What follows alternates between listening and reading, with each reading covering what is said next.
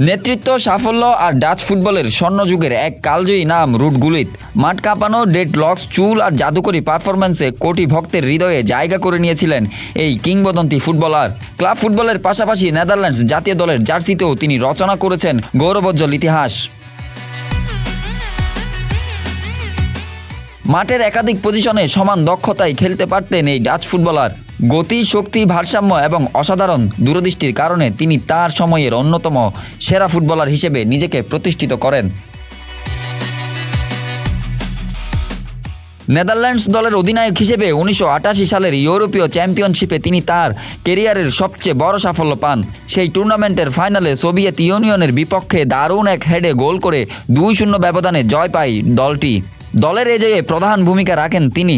তার এই অনবদ্য পারফরম্যান্সের উপর ভর করেই নেদারল্যান্ডস প্রথমবারের মতো কোনো বড় আন্তর্জাতিক ট্রফি জেতার গৌরব অর্জন করে। ব্যক্তিগত অর্জনেও অনন্য ছিলেন এই কিংবদন্তি ফুটবলার। 1987 সালে জেতেন ইউরোপীয় বর্ষসেরা ফুটবলারের পুরস্কার। এছাড়া 1987 ও 1989 সালে নির্বাচিত হন ওয়ার্ল্ড সকার বর্ষসেরা খেলোয়াড়।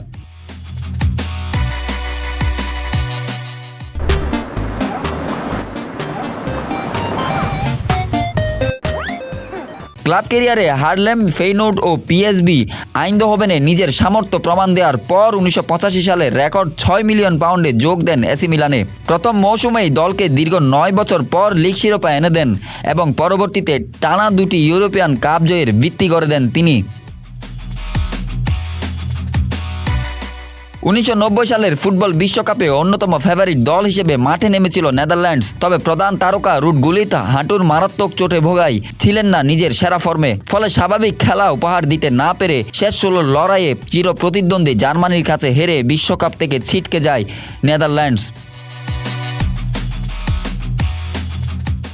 1995 সালে চেলসিতে যোগ দিয়ে 1 বছর পর কোচ হিসেবে নিযুক্ত হন। তার নেতৃত্বে 1997 সালে 26 বছরের অপেক্ষার অবসান ঘটিয়ে এফএ কাপ জেতে চেলসি। পরে নিউক্যাসল, ফেইনোর্ড ও এলএ গ্যালাক্সির কোচ হিসেবেও কাজ করেন এই কিংবদন্তি ফুটবলার।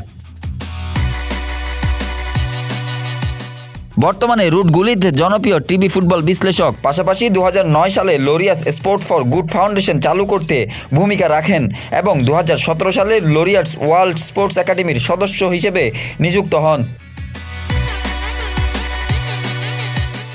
ডাচ ফুটবলের ইতিহাসে রুড গুলিত কেবল খেলোয়াড় হিসেবেই নয়, একজন সফল নেতা হিসেবেও নিজের নাম লিখিয়েছেন ইতিহাসের সোনালী পাতায়। হোসাইন কামরুল, কালের কণ্ঠ স্পোর্টস, চট্টগ্রাম।